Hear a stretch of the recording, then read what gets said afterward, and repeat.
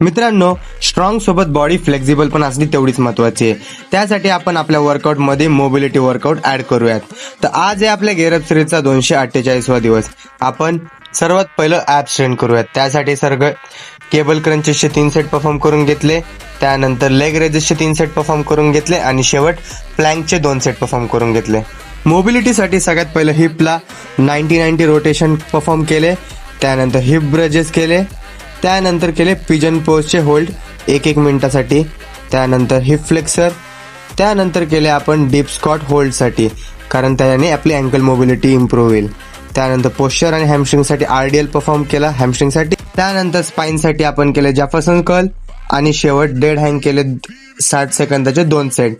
त्यानंतर अपर बॉडीसाठी open book stretch केला आणि शेवट कार्डिओसाठी आपण रोईंग परफॉर्म केली. तर हा एक दिवस तुम्ही पण तुमच्या वर्कआउटमध्ये नक्कीच ॲड करा. डाएटच्या आपल्या 3 मील, पहिलीवाली आपली ओट्स आणि प्रोटीनवाली मील, सेकंड लंच मीलमध्ये आपली डाळ आणि चपाती, third last meal soya chunks rice. तर मित्रांनो, उद्या पुन्हा भेटूयात.